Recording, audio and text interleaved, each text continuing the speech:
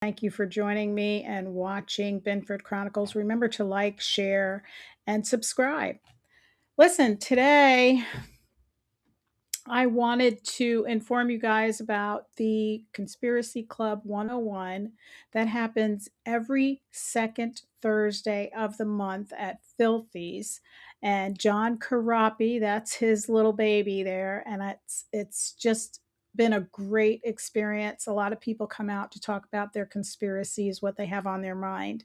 So tonight I wanted to tease you with a few conspiracies of my own that are popular. You guys know about them. But before we do that, I wanted to remind you guys, if you see my tickler up there, I actually have to change that tickler up there because I want you to mark your calendars for July 3rd. It says January 3rd, so ignore that. It should be July 3rd. It's the day before our 250th birthday for America. And November 1st is All Saints Day. So we want you guys to join us at 2 for America to pause to pray for 2 minutes for America all over the world. This is going to reach the whole entire world. And what you do is you go online and you sign up and also visit freedomplace.com. And at 2 for America, you can sign up. It hooks up to your phone. You just sign up with your email. I signed up, and I'm going to pray on July 3rd, the day before our 250th birthday of America, and on November 1st. And America needs our prayers. Remember, we are a Judeo Christian nation and we are a wonderful, beautiful republic. And it's really nice day for unity for all of us to be in sync. And they're going to have this big Robotron like map. I think he said it was 80 feet wide. And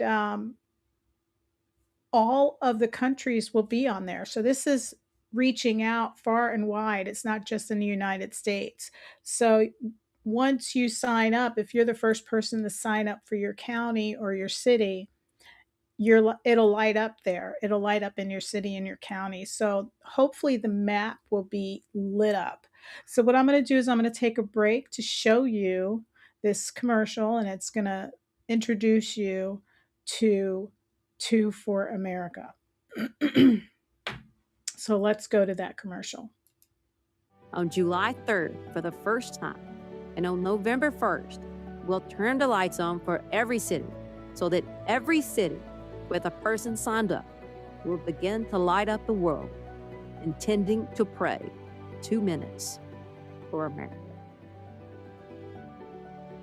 Each event will start on the minute, and we will be led through the app on July 3rd. Everyone in Christian ministry, and on November 1st, the entire world will be invited to push the Pray Now button and pray for America for 2 minutes. Then push the I Just Prayed button, and your city light turns red and blinks for 2 months. And then as people finish their 2 minutes, they all click I Just Prayed. The white lights turn red and blink for 2 minutes for America, all over the world. Other thing I wanted to address with you guys today is elections are coming up. And Florida is a party, I don't know how you say that. It's party specific. So if you want to vote in the primaries, you need to be either a Democrat or a Republican. If you're an independent, what I'm going to suggest is you switch your party affiliation so that you can vote for the party that you want to get through the primaries. I'll give you an example. When we had the sheriff's election, Milo Thornton was running for sheriff, and I thought he was going to win, actually. But I was out there, uh, sponsoring my candidate that I was supporting for a state Senate seat. And Milo's campaign tent was across the street from ours. I can't tell you how many people stopped over to say hi to Milo. I From the looks of it, and I it wasn't just one location, it was another location where my tent was right across from Milo's. And he got so much traffic, so many people, but then when people came out of the, voting booth, they said, "Your name wasn't on my ballot." And it was because Milo ran as a Republican, and his base, a lot of people were still either independents or Democrats. And they really wanted Milo to win, and they were disappointed when they came out of the voting booth and they couldn't vote for him.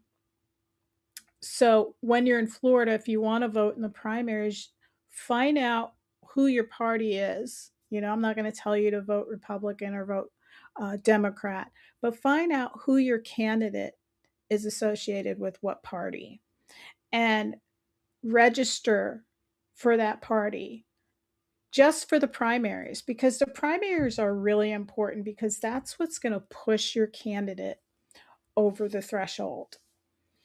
If you don't vote in the primaries, sometimes that's just enough to kick your candidate out of the race. And it's important for your vote to be there to show them that support.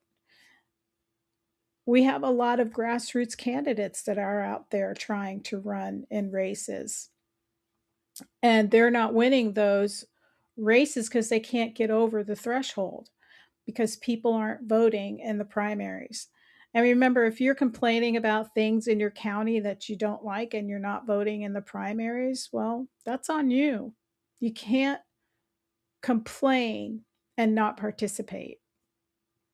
So far, I'm going to read to you who's running. Um, and this is for Indian River County. We've got Daryl Lohr, who's running for County Commission District 4, and he's running as a Republican. We've got Ryan Matthews. He's running for School Board District 1. I don't know who that is. I'll try to get him on my show. And that's District 1 School Board. And the school board is, they don't put Republican or Democrat on there. They just don't do that. And then you have Thomas Lang. He's running against Jackie Rosario for School Board District 2. And if Jackie wins this next election, this will be her last election to run. So she will have used up her time. I would like to see her in there to the end to use up her time, because she's really done a lot of really good things. But it would be nice to know who Thomas Lang is, and I would love to have him on my show as well. Then we also have Terry Barenborg running again in District 4, and I think she's also terming out as well. And then we also have District Seat 4, 6, and 2 of the hospital districts. And for District Seat 4, Wayne L. Creelman. And then for District Seat 6, we have Carrie Ann Bartlett. And for District Seat 2, we have Anna J. Kirkland. So far, those are the only people that have signed up. If you are interested, please run. We have County Commission seat, I think it's 2 and 4 for County Commission. So nobody's put in for District 2.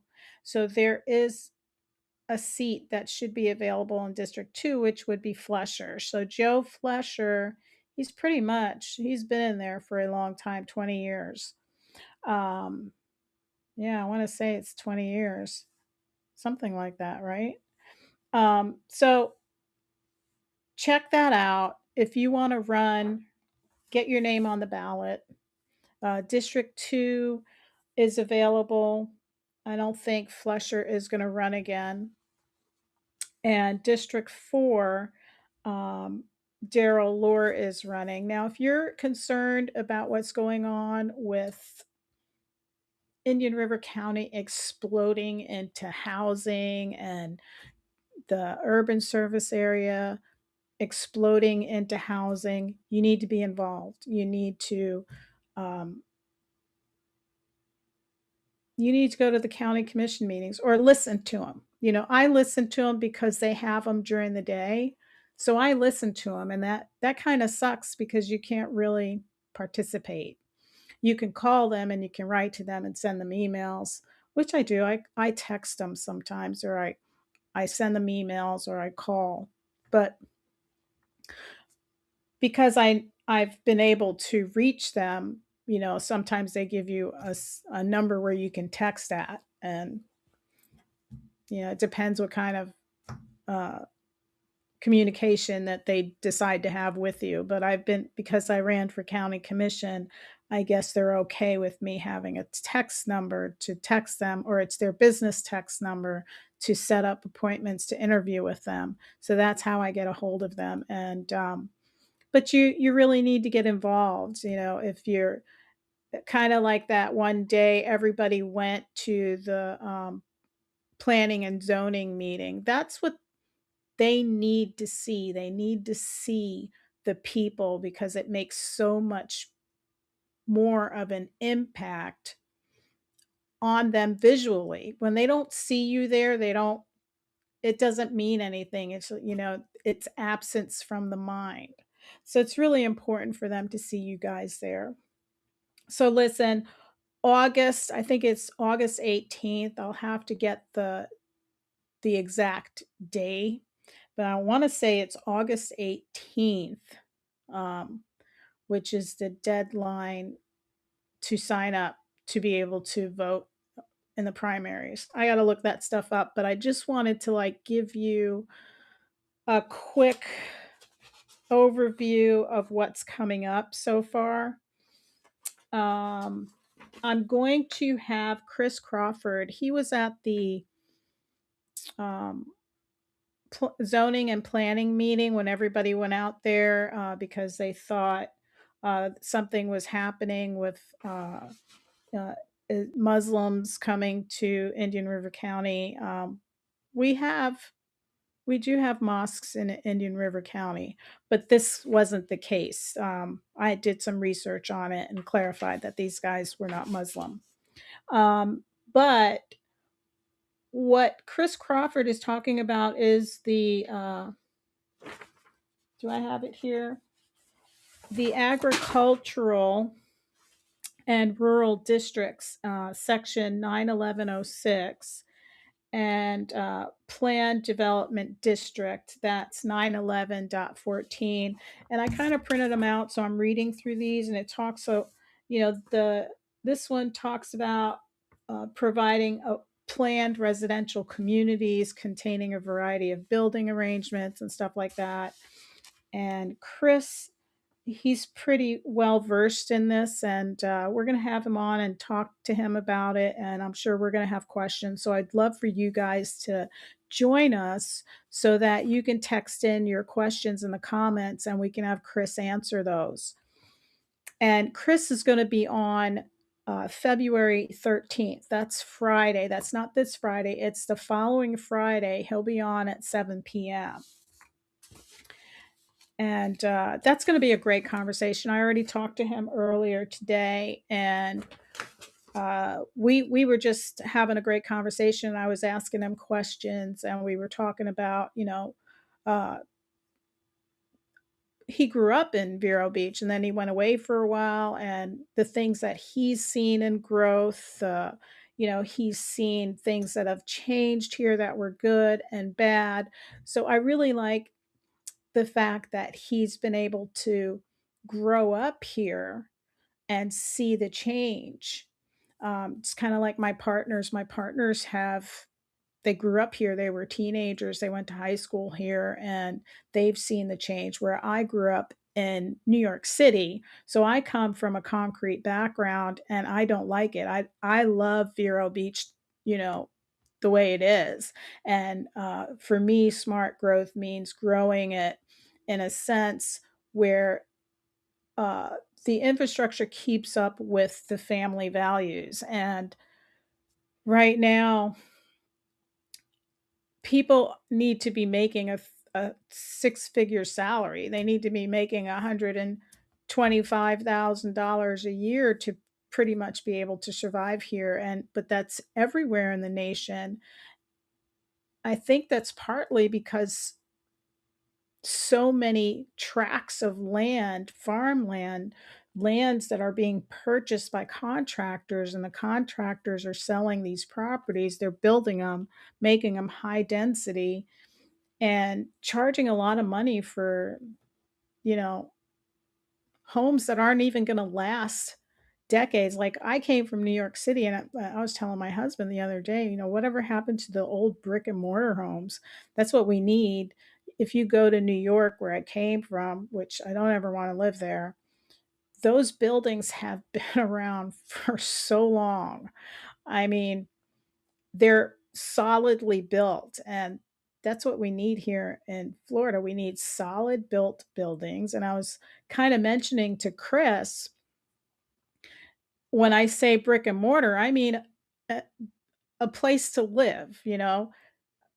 It's so expensive to live somewhere now because they don't just build you a place to live. They build you a place with Wi-Fi, they build you a place with a computer room, they build you a place, so your apartment building's gonna have a computer room, it's gonna have laundromats, it's going to have, you know, a pool, it's gonna have a playroom, it's gonna have all these things that jack up the price. And I was telling Chris, I says, "You know what?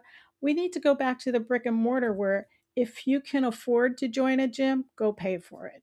If you wanna play tennis, go pay for it." You know, but make your house your home place, your safe place, your stable place, your house, your apartment, your condo, whatever it is. But when they start adding so many of these amenities, it just keeps jacking it up and it makes it unaffordable. I could survive on my own, in my 20s.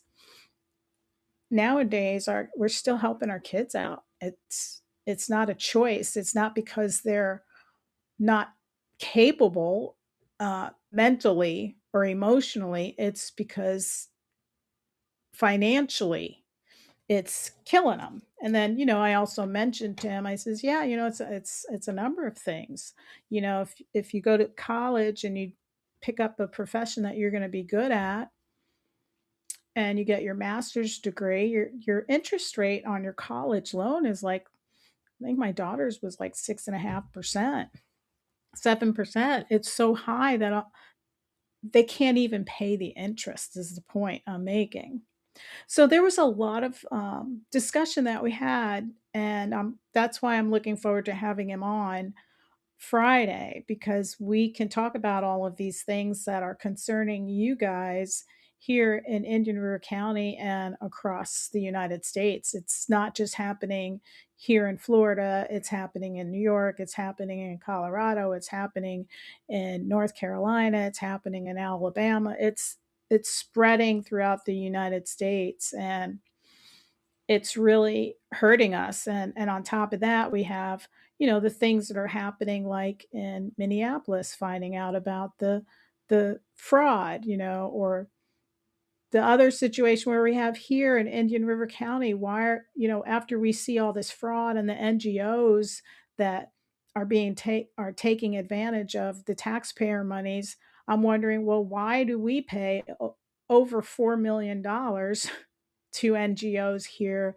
in Indian River County that only has 170,000 residents? We're a small town. Like, we are still from the back days where you have your graduating class is still like 500, 600 kids.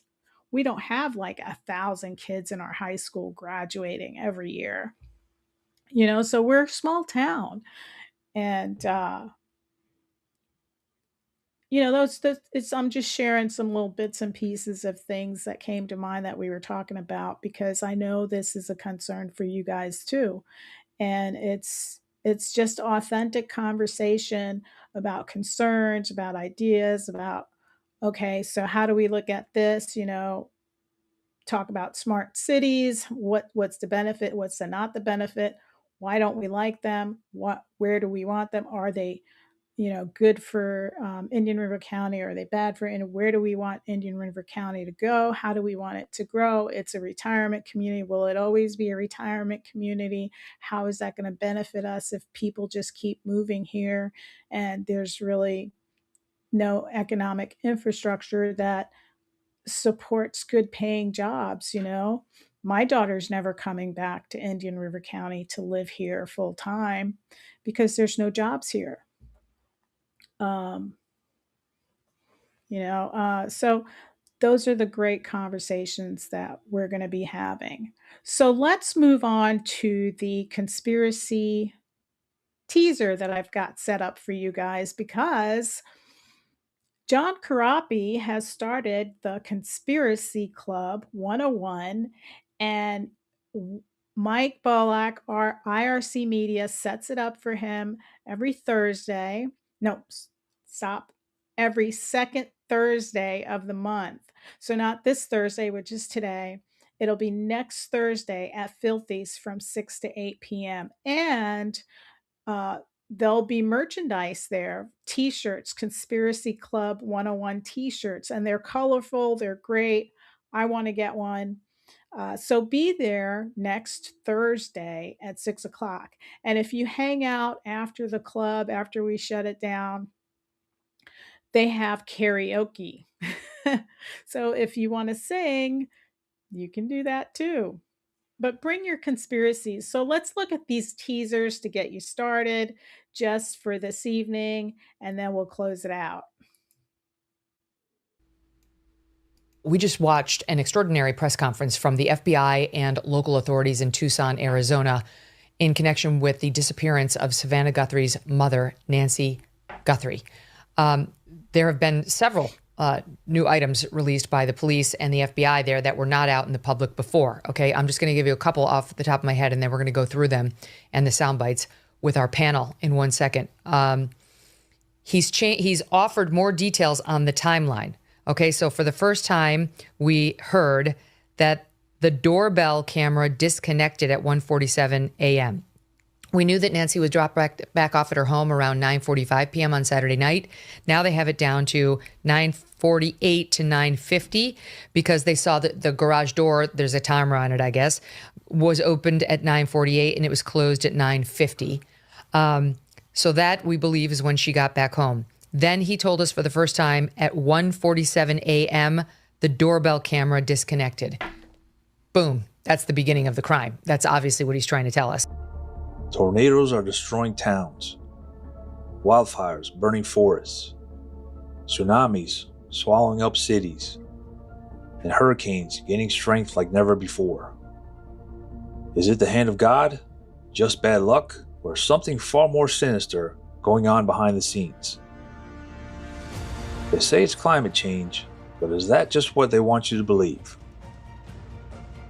In an Arctic compound 450 kilometers east of Anchorage, Alaska, Pentagon has erected a powerful transmitter designed to beam more than a gigawatt of energy into the upper reaches of the atmosphere. But what is its true intentions? HAARP. What is the High Frequency Active Auroral Research Program? You know, they were talking about climate change yesterday. So let me just point out, this video from CBS is like 11 years old. That's right. Lasers now could one day manipulate rain and lightning. CBS This Morning contributor Michio Kaku is a physics professor at City College of New York. Well, instead of doing a rain dance, we physicists are firing trillion-watt lasers into the sky to actually precipitate rain clouds and actually bring down lightning bolts. This is potentially a game changer. But this is experimental. It's experimental. However, in the laboratory so far it works. Dust particles or ice crystals, you can precipitate rain. It condenses around the seeds. These seeds can also be created by laser beams. By firing trillion-watt lasers, you rip apart the electrons, creating what are called ions, and these ions act like seeds, like dust particles, bringing down rain and even lightning. See, that's over a decade old. Can you imagine the advanced technology that we have now? Weapons of electronic, is it DEW? Direct electronic weapons, something like that. So I can see where the conspiracies are going and saying, yeah, there could be some climate change. So these are the things that people bring to the conspiracy club, all the way from the earth is flat, and we're not really round like they think we are. So these are, and then, Guthrie, was it a family member? Was it somebody close, to be able to take her off like that? And if she's still alive, they must have her medication with her.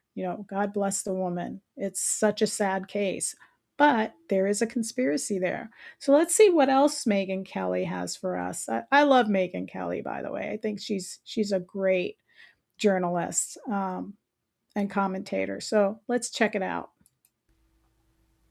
We've been covering the Epstein case for years here at the MK Show, long before it was a Trump witch hunt.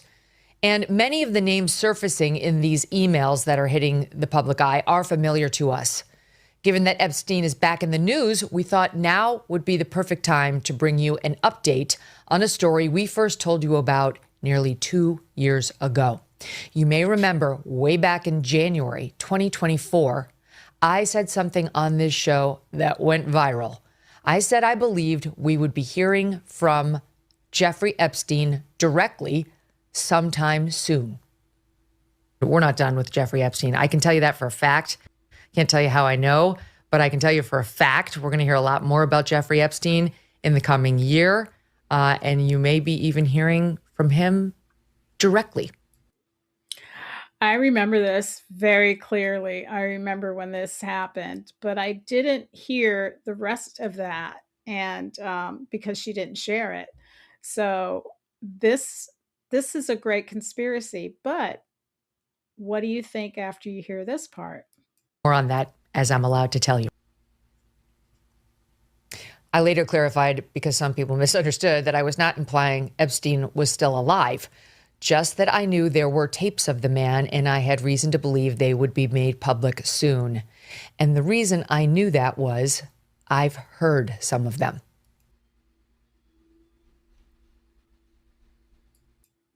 All right. So what do you think, guys? Do you think he's still alive, or do you think it's just the tapes? This was a really smart guy, and he had his hands in a lot of things, and he had a lot of information on people. Let's see what else we have on this. So David would say, Jeffrey, money is going to be sort of the most important things. People don't understand money. You seem to have this knack for money. Everyone knew I was a Rockefeller. They didn't know that my father told me he would not leave me a dime. So he's speaking as if he was David Rockefeller. It's not him. He's explaining David Rockefeller. So I just wanted to clarify that. No money. But every time we went out to eat, me and my 5 friends at school, they would leave me the bill. They would expect me to pick up the check because I was a Rockefeller. He formed something called the Trilateral Commission. The most important people to have stability and consistency would be businessmen. So he formed this Trilateral Commission of businessmen and politicians from 3 major continents. So it was the North Americans, the Europeans, and the Asians. So he said to me, would you like to be on the Trilateral Commission? Now, I was 30 years old, 32 years old. I said, great. Let's go back to human life. When do you think human life started? This is an interview with Steve Bannon. The first one was also part of this interview with Steve Bannon. So that's who the voice is in the background. And at the time of the interview, in the very beginning of the interview, and I believe I attached it to the description below to look at where I got these sound bites. Steve Bannon says to him, nobody's going to hear my voice, so you have to repeat the question when you speak, when you answer it, because nobody's going to hear me asking you the questions. So this is a previous tape before it was clipped for whatever reason it was used for. It's not these. So you see, this is the question. You're asking me to measure something again. It's the it disease. Can't be measured. You just hate making commitments. That's why I'm not married. I'm peeling this onion back a layer at a time. All your bullshit and happy target can't be measured like that. Is that to say measure it's a commitment. You don't even like a commitment when you answer a question. I don't. As they say in golf, commit to the shot. I don't know what it means to be measured. You do know what it means to be measured. You're one of the leading currency traders, hedge fund guys, or stock market financial wizards. You're in the high priesthood of high finance. You certainly know how to measure. That's why you're a billionaire. Is you've used the word measure, a mathematic term, in the common vernacular and abused it. So I don't even recognize what it means. It's so abusive to my field. Mathematics, measure means what specifically? There's no specific. It's an approximation or giving something a number. Einstein said, we're not asking you to go to the 9th decimal point. You didn't say that before. No. That is so interesting, the responses that he gives and how he interjects with Steve Bannon. Like, Steve Bannon totally gets him, and he's like, I'm not asking you to go to the ninth digit. And he's like, oh. It just makes you kind of see how this is all processing in his head. It's very, very interesting for me as I watch it. Now, these are just not soundbite snippets that I took because it's a really long interview.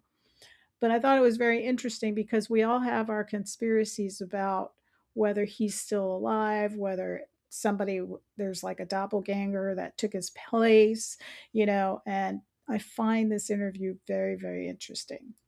Going to the 9th. I don't even. What if I say measure how tall are you? You'd say in your case 6 foot. 6 feet. But is it 6 foot 1 inch?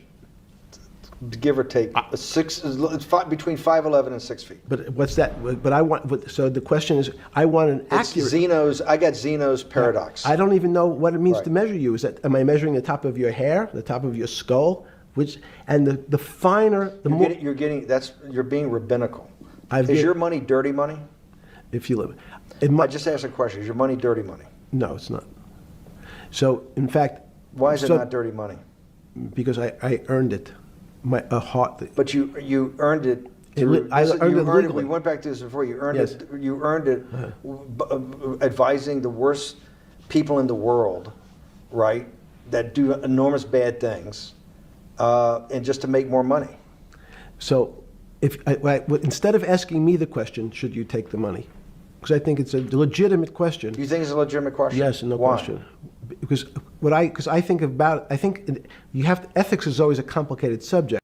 That's so smart how he's turned that around, wasn't it? It was pretty smart. It's like, no, instead, why don't you ask why are you taking it?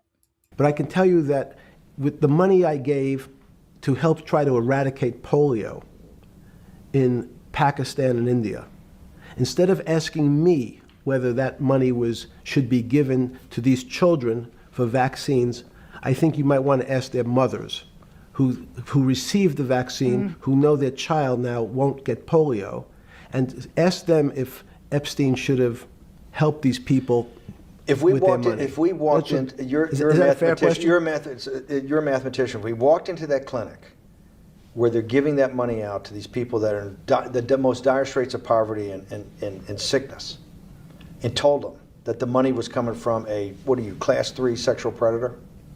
Tier 1. Tier 1's the highest and worst? No, I'm the lowest. I'm the lowest. You're the lowest. Okay.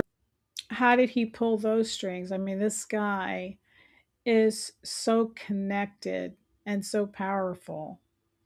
And the amazing thing is that while he's interviewing, he doesn't seem scary, or it's crazy, like, just to watch him in an interview and to think this guy is powerful because he knows these powerful people, the money, he's like a savant mathematician is what he is. And it's scary. It's kind of scary, like, to watch this. What do you think, guys? One, you're the lowest, but a criminal. Yes. That the money came from them. What percentage of people do you estimate? I understand you don't like probabilities. Do you estimate would say I don't care, I want the money for my children. All of them. I would say everyone said, I want the money for my children. I would agree with that. It's a serious question. Do you think you... Because that goes back to when he said ethics is complicated, right? Because you're put at that position when it comes to your child, and parents will do anything for their child, won't they? If they can save their child or make their child better from an illness, they would probably give up their own lives. So they would give up their ethics for it as well. That's pretty much what he's saying. And I kind of agree with him. Most people would give up their ethics for their child. And those people where they're living in poverty, they have nothing else to lose when you think of it. The devil himself. I don't know. Why would you say that? Because you have all the attributes. You're incredibly smart. You remember, the devil is Was somebody the devil knows smart? The devil's brilliant. You read Milton's Paradise Lost. No, the devil scares me. The island was beautiful. There were some other beautiful young girls there. We all got together and we went to this really long table and started eating and hanging out, and that's when I met Jeffrey Epstein. When he said, "Oh, you lived in England for a while. Do you want to meet a prince?" So I want you to take a close look at this. This is Dalton Fisher Podcast. Good podcaster. Check him out. I'm using his sound bite because they did a really good job. So Dalton Fisher Podcast. Check him out. There was a man that walked up at that moment, so he introduced me to him. It was very well known that Jeffrey knew princes. Well, which one did you just meet? So after dinner, we went back to our quarters and got ready for bed. And so everything was great. And so that's when there was a knock at the door. There was an exchange between Jeffrey and I at that point that went dark. He was different, and that was the first time I felt scared. He had said to me, "Well, you know, Lisa, I like to have things on people." And what do you think about that? A lot of people are convinced that he has so much on people. And that is a good possibility. You know, the guy is smart. The guy could have an alternate person or several alternate people to handle some of this information, and they don't even know what they're handling yet. Just if case something happens to me, you open this, or you go here with this, or you do this. I mean, he could have just did a whole like splinter of people and distributed it out and said, you know, you need to reach this person to get this open. You know what I'm saying? Like there could have been some advanced little maze of information that he could have set up. The guy's smart. So could he have been replaced in that cell when they say it was him who got hanged? And then you have a video of people, which I wish I had clipped, but I just didn't have time to get those sound bites. But there are people talking about where the hanging happened and what happens when your clavicle breaks, or the whole process. Just, they had some really good points to make, which kind of helps you keep that conspiracy going. Palm Beach State Attorney Barry Krischer wanted to charge Epstein only with a misdemeanor. Now, this is the series of what got his charge to be so low. Remember when he said he was a tier 1? So these are a few little sound bites that I took. And once that happened, it was clear to me that justice would not be served by the state attorney in the handling of the case, and we referred it to the FBI after that time. Epstein hired somebody that would impress the state attorney, Barry Krischer, to drop the investigation. Jeffrey Epstein's A-list of defense attorneys that Alan are extremely Dershowitz. well known and extremely powerful. I think these attorneys were able to manipulate the sitting U.S. attorney and the assistant U.S. attorney working the cases. U.S. attorneys here had an indictment and they were sending it back and forth to Jeffrey's lawyers for changes. Never seen anything like that before. Well, I started getting somewhat of an inclination that this is a situation where somehow, for some reason, the defendant and the government are working together against. we've got conspiracies about that as well. So bring your conspiracies out on Thursday of next week to Filthy's between 6 and 8 p.m. The victims, although that kind of conspiracy theory sounds so preposterous that I didn't want to believe it. But Miami U.S. Attorney Alexander Acosta signed off on a secret plea bargain while deliberately not informing Epstein's victims. The deal granted Epstein and his accomplices immunity from federal prosecution. Epstein pleaded guilty in state court to 2 prostitution charges and served 13 months. Epstein's punishment was like that of no other sex offender in Florida. He had a private space in a vacant wing of the Palm Beach County stockade, but records show he spent limited time there. He was allowed to go to his private West Palm Beach office, where he spent up to 12 hours a day, 6 days a week, often accepting visitors, including female friends. The government, by that agreement, was definitely putting their name on something that they believed at that moment was ending the possibility of prosecution and ending the victim's rights. Right there, that's what the government believed. How can you do that to all these girls? How can you tell them that what he did was okay?